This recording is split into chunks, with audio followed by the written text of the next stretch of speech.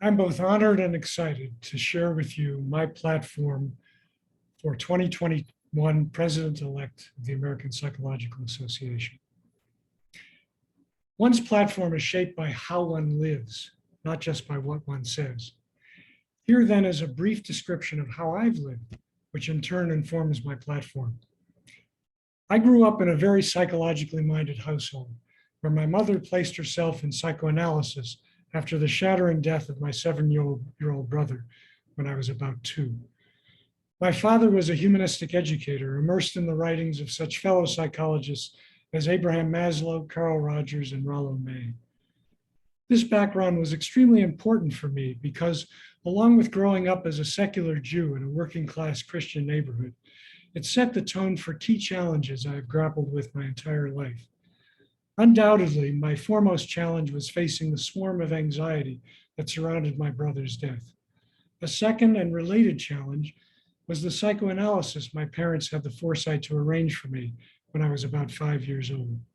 This was very unusual for a middle-class family in a working-class neighborhood in the Midwest. The third major challenge was dealing with my ethnicity in a homogeneous ethnic enclave. While I was mostly okay with this enclave, I also experienced painful periods of estrangement and devaluation. On the whole, however, and through much inner grappling, I learned a great deal from my early life predicaments.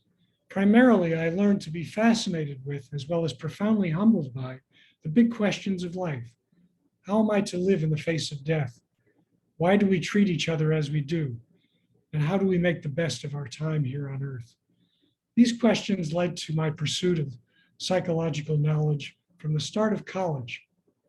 And over the years, this inquiry led me to mentors who were some of the most accomplished figures in the field.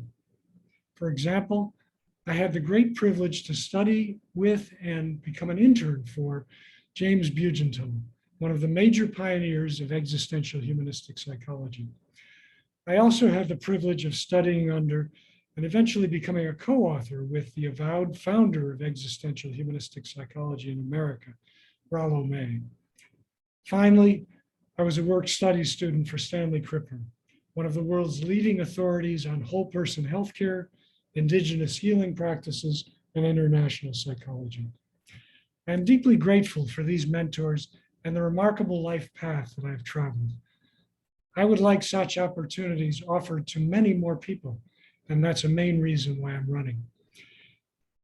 This then is the personal context that I bring to the critical issues facing psychology today and the role that psychology can and should play in addressing today's existential threats. I intend to be a transformational leader of US psychology at a time when transformational leadership is both urgent and necessary. My overarching goal is to shift psychology from a secondary to a national and international priority through the following steps. 1, addressing emotionally impoverished relationships across political, racial, and class divides, but especially in underserved and minoritized communities. Due to COVID restrictions, racial and economic disenfranchisement, technology, and other factors, this is our country's #1 psychosocial crisis, in my view, and every one of my platforms pertains to it. In all frankness, I believe we need an equivalent of a works progress administration, that is WPA style approach to this problem. And I would call for that strongly.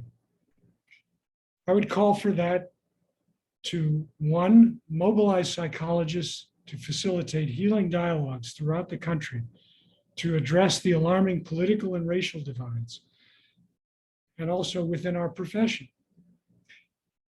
I refer you to my recent book, The Depolarizing of America, a guidebook for social healing, which demonstrates this healing dialogue format that I've developed over 15 years and continue to facilitate in webinars, which I call the Experiential Democracy Dialogue. Applications of this format to the divides within our country and within our profession are available at my website, kirkjschneider.com. Second, I would develop a relational equity task force to further the work of APA's current equity, diversity, and inclusion framework, but with an emphasis on optimizing in-depth, emotionally reparative mental health care and organizational functioning, particularly in underserved areas. This includes an APA-sponsored extension of waivers nationwide for cross-state telehealth service until the SIPAC legislation, now in formation, has completed its work. Right now, the interjurisdictional practice is limited to the 27 states that have enacted the SIPAC agreement, leaving 23 states, including New York and California, two of our biggest states with psychologists, out in the cold, so to speak, in terms of being able to participate in this interjurisdictional agreement. Again, one of the chief problems in our country is the inequitable provision of longer-term, relationally centered facilitators to address the appalling deprivation of such opportunities in the culture at large. And we are paying the price for this with crushing rates of depression, isolation, anxiety, addiction, and crime. The elaboration of medical, vocational, legal, and other offsets would also be key to this task force inquiry. Third, I would call for a summit of leaders in all our specialties to investigate how we can holistically address the many psychosocial crises of our times. These include violence, racism, healthcare issues, political extremism, climate change, educational inequities, and domestic abuse, just to name a few. And I would call on these leaders to discuss the best ways that their particular specialty can address these crises in our country, and have these findings communicated both to our profession and the public, as well as to our legislators in perhaps one published paper or through our APA media channels. Finally, I would call for a presidential task force to investigate the merit of urging the US Congress to create an Office of Psychological Consultants. This office would be comprised of distinguished experts in psychosocial approaches to mental health care and organizational functioning, and would augment the excellent work of our current APA advocacy efforts by, one, promoting innovative national programs such as the Healing Dialogues movement and in-depth therapy in underserved communities that I mentioned previously, being available 24/7 from within government to advise leaders from the executive branch to Congress to the US public on the present crises we face. And third, utilizing the large presence of government in a government office to boost our media presence and our public voice. To some, I believe emotionally impoverished relationships are America's major psychosocial crisis, and that psychology should and can take the lead in addressing this crisis. Every one of my platforms, Healing Dialogues, Relational Equity, APA's holistic application of its specialties, and a federal office of psychological consultants, is aimed at remediating emotionally impoverished relationships.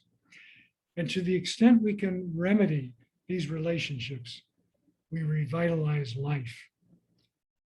For more information on my 2021 campaign and background, please visit my website, again, kirkjschneider.com, as well as the APA President-elect portal, which is at the APA website. Thank you very much for your time, and I strongly hope that I can earn your vote to make major changes and foster the betterment of our society and profession.